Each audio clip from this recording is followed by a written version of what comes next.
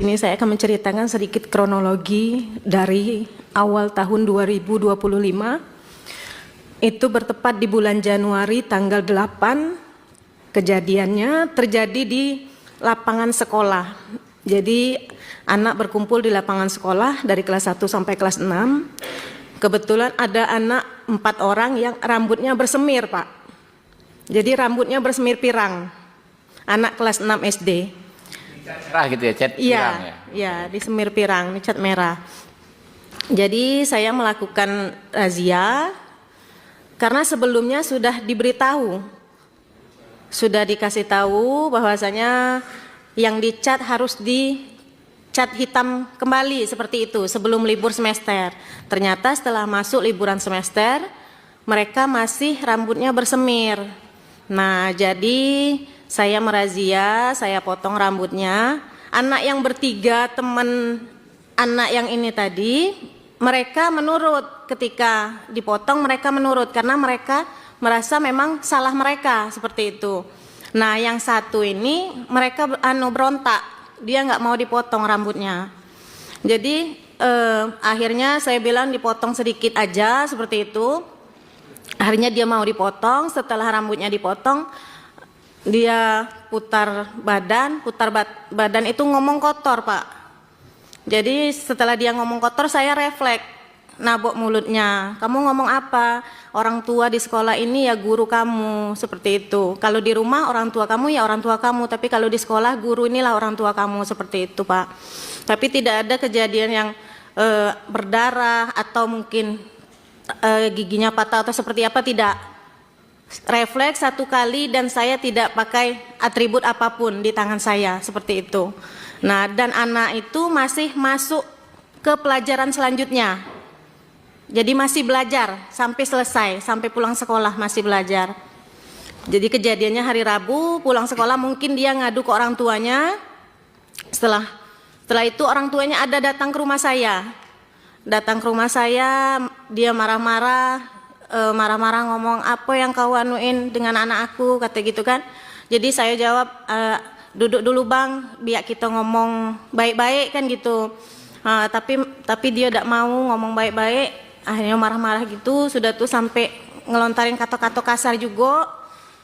Sampai dia balik, dia ngomong juga sama saya, mati kau kubuat, kata. Kalau udah secara kasar, secara halus, katanya kayak gitu, Pak. Jadi itu mengancam begitu orang tua, mati kau kubuat, kalau tidak secara kasar atau secara halus. Iya, jadi pas hari Kamisnya kepala sekolah memanggil orang tua tersebut. Maksudnya biar mediasi, tapi hari itu saya tidak diperbolehkan ke sekolah sama kepala sekolah. Karena takutnya terjadi apa-apa sama saya gitu.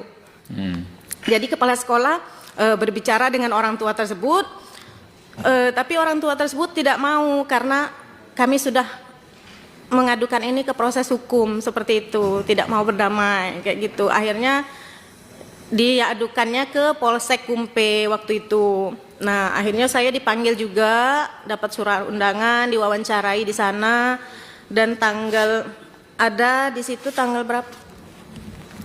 Melakukan mediasi di Polsek, sudah sempat juga melakukan mediasi di Polsek, sudah sempat, tapi memang orang tuanya juga tidak mau. Malahan dia menyebut kalau ada jalur yang tidak melibatkan dinas pendidikan, saya tempuh jalur itu. Seperti itu, Pak. Akhirnya kasusnya berlanjut, sampailah ke Polres. Ini saya singkat aja ceritanya, Pak. Nggak apa-apa, detail juga nggak apa-apa. Detail juga nggak apa-apa. Terus. Jadi pada tanggal 13 Januari, itu Kabid SD kebetulan dipimpin dengan Pak Sabki, waktu itu sempat datang juga, turun ke desa, dan datang ke rumah orang tua tersebut untuk mediasi juga, Pak. Tapi tidak menemui titik temu. Udah itu yang kejadian mediasi di Polsek itu tanggal 22 Januari. Mediasi di Polsek terjadi, ya orang tua mengatakan seperti itu. Kalau ada jalur yang tidak melibatkan dinas pendidikan, saya tempuh jalur itu, katanya. Pada bulan Maret, saya beserta suami naik ke rumah ke ketua adat, ingin menyelesaikan masalah ini, mengajak ketua adat untuk ke rumah orang tua tersebut biar bisa diselesaikan di desa seperti itu. Tapi ketua adat menolak, ketua adatnya datang sendiri ke rumah orang tua tersebut dan memang tidak ada penyelesaian. Tidak ada penyelesaian. Pada tanggal 12 Maret ada surat panggilan mediasi di Polres, itu juga tidak terlaksana. Kebetulan hari itu saya ada kegiatan, jadi suami yang mewakilkan untuk datang ke Polres. Tapi ketika suami datang ke Polres ternyata pihak orang tua tersebut sudah pulang. Jadi mediasinya tidak terlaksana. Pada tanggal 6 Mei, pihak PGRI Kabupaten Muaro Jambi turun ke Desa Pemataraman. Nah, jadi berharap ada mediasi juga dengan orang tua tersebut, tetapi memang tidak ada penyelesaian. Jadi kebetulan Ketua PGRI-nya Pak Ismianto, Bapak ini mewawancarai semua guru yang ada di sekolah. Seperti itu. Jadi gurunya satu-satu dipertanyakan seperti apa. Saya juga tidak tahu keterangan mereka seperti apa. Sudah itu mereka Bapak ini sempat mau mampir ke rumah orang tua itu, tapi orang tuanya nggak di rumah, jadi nggak jadi. Pada Kamis tanggal 15 Mei saya dipanggil lagi menjadi saksi di Polres Muaro Jambi. Pada tanggal 20 Mei sama seperti itu juga saya dimintai saksi dan saya ditetapkan tersangka pada pada tanggal 28 Mei saya dipanggil juga ke ruangan kepala dinas bersama Bapak Ketua PGRI juga. Di situ juga kami mencari penyelesaian atas kasus ini seperti apa. Dan pada hari itu juga saya ditetapkan sebagai tersangka di Polres Muaro Jambi. Dan pada bulan Juni itu saya sudah mulai wajib lapor di Polres Muaro Jambi. Pada awalnya wajib lapor itu 2 kali dalam seminggu, hari Senin dan hari Kamis. Setelah berjalan 1 bulan, saya wajib lapor 1 kali seminggu di hari Kamis. Pada hari Senin tanggal 18 Agustus, Ketua PGRI beserta pengawas SD, beserta kepala sekolah, dan Ketua PGRI Kecamatan juga hadir di rumah orang tuanya. Tapi jawabannya sama ya Pak. Jawabannya juga sama, proses hukum tetap berjalan. Dan ada juga saya saya ke rumah beliau bersama suami saya untuk meminta maaf secara pribadi, saya dengan suami. Jawabannya juga, ya kalau dimaafin tetap dimaafkan, tapi proses hukum tetap berjalan seperti itu Pak.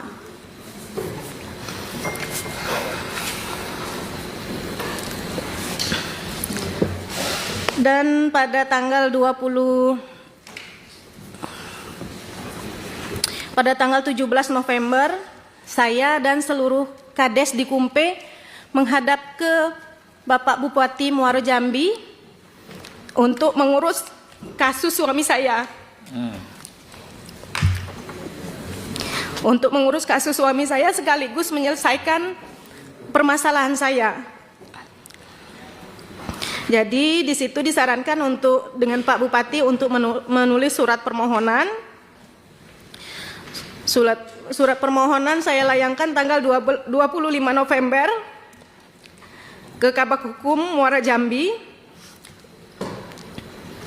Dan pada tanggal 9 Januari kemarin saya diundang oleh Kesbangpol untuk menindaklanjuti masalah saya. Di situ saya disarankan untuk meminta maaf kembali sekaligus menulis surat permohonan maaf secara tertulis. Akhirnya saya naik lagi ke rumah beliau pada tanggal 12 Januari meminta maaf secara pribadi, meminta maaf dengan rendah hati, dan saya mengatakan jika ada yang bisa saya lakukan untuk menyelesaikan masalah ini, saya akan lakukan. Dan jika saya harus tidak mengajar lagi di SD itu, saya pun ikhlas. Saya bilang seperti itu dengan orang tuanya.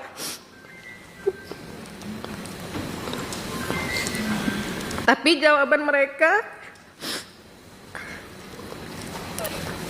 kami mau berkeluarga dulu, besok pagi saya kasih keputusannya. Tapi keputusan itu tidak ada sampai hari ini.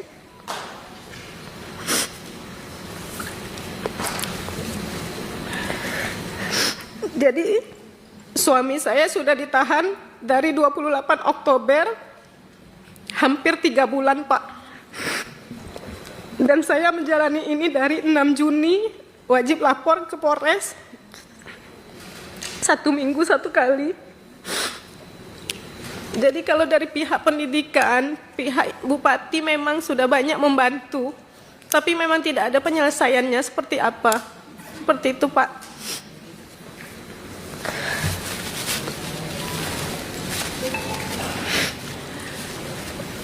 Saya berharap di sini tidak banyak yang saya harapkan. Saya cuma ingin suami saya pulang dan masalah saya selesai, seperti itu Pak.